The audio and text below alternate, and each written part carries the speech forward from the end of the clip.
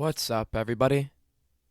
Brothers, sisters, psychonauts, and seekers of truth.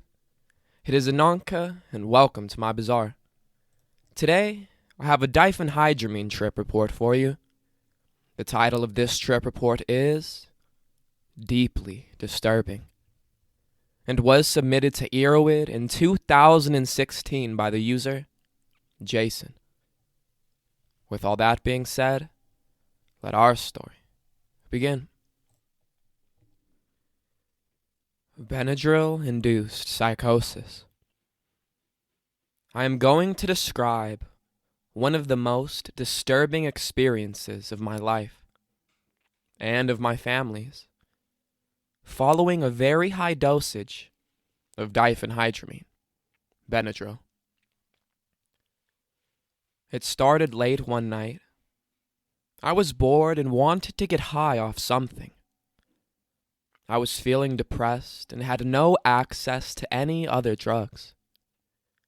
I have had a lot of experience with psychedelics, so I thought it would be fun to explore a diphenhydramine trip. This was a big mistake. I was alone in my room around 11 o'clock when my family was in bed.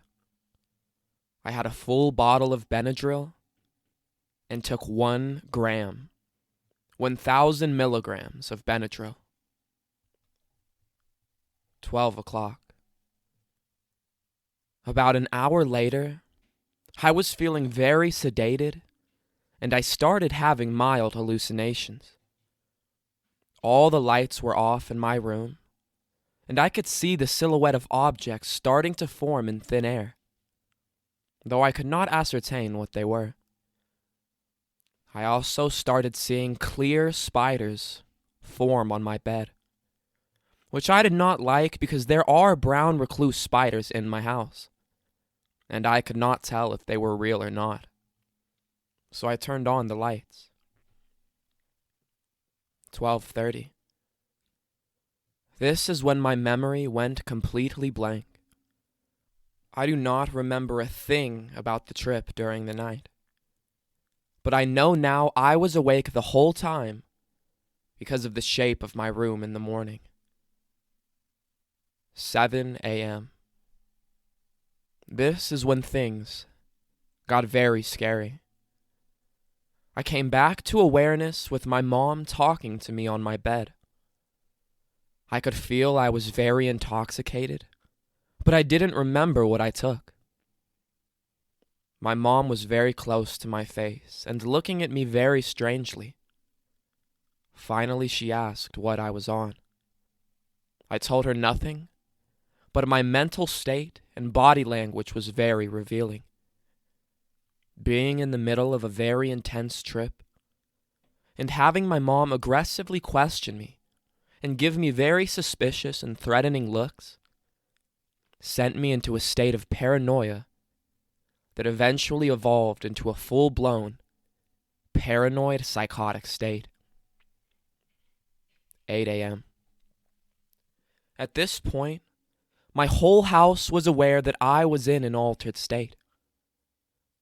I was in a state of sheer terror, as everyone around me was questioning me and staring at me.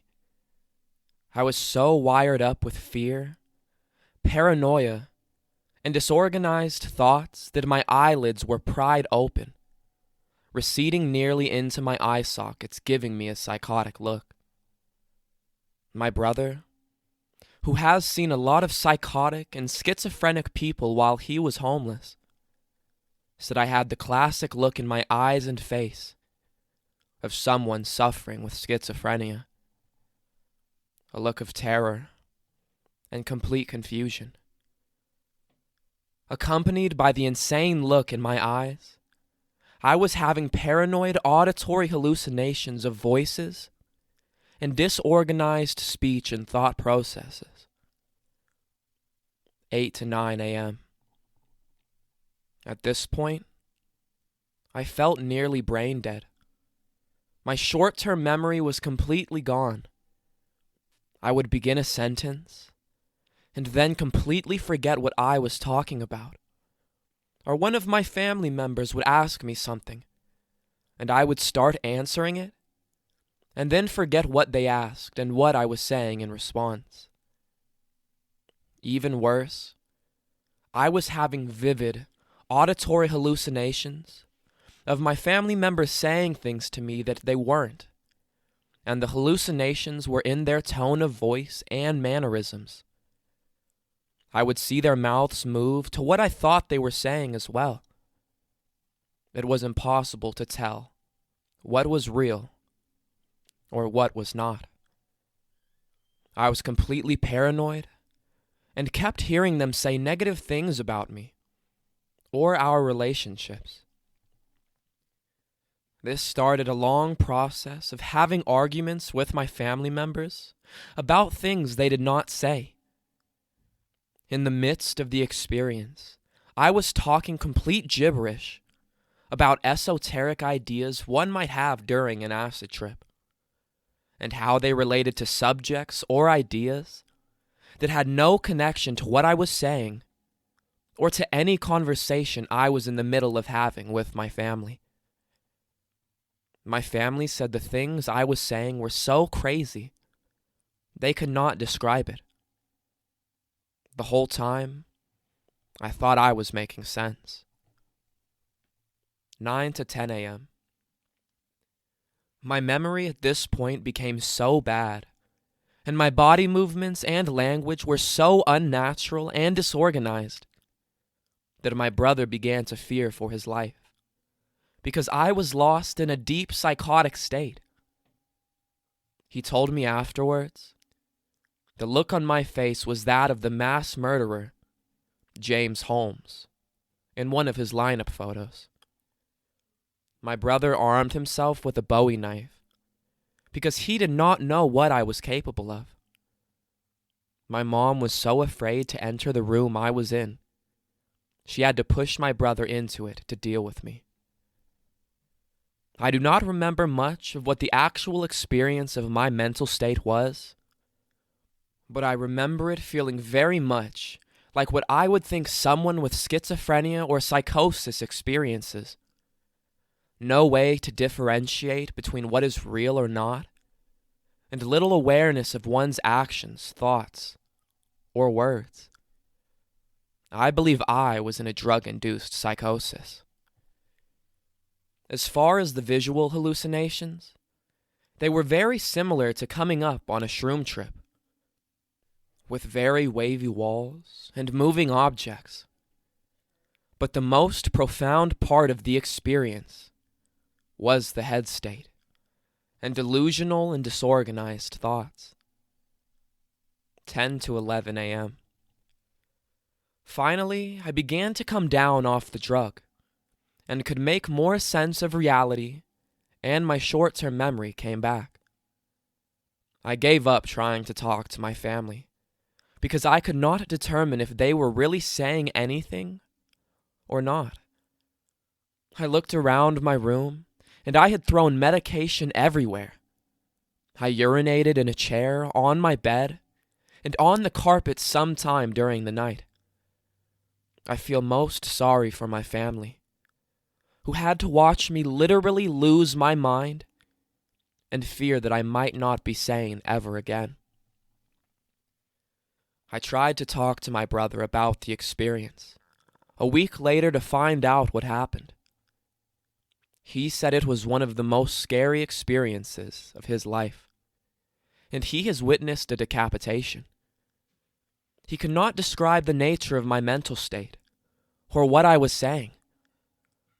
I see it now as one of those experiences where there are very subtle details that are hard to describe, and the experience as a whole was so complex that the depth of its disturbing nature cannot be put into words.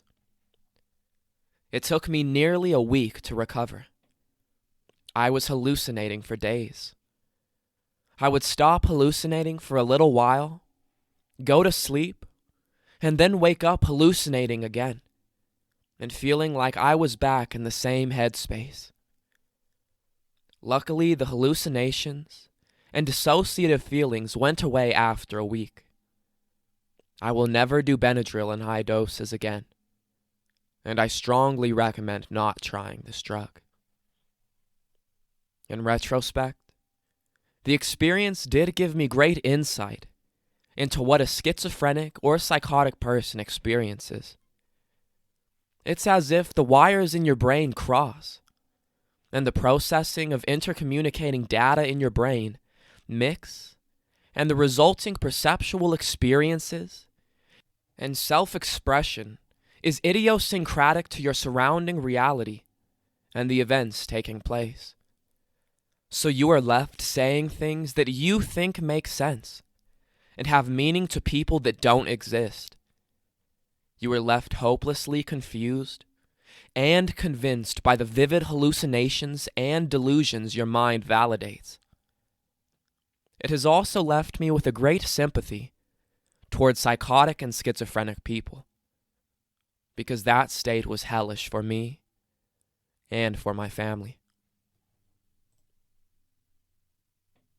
All right, everyone. That is the end of our story. If you enjoyed it, don't forget to like, share, and subscribe. And I will see you in the next one. Deuces.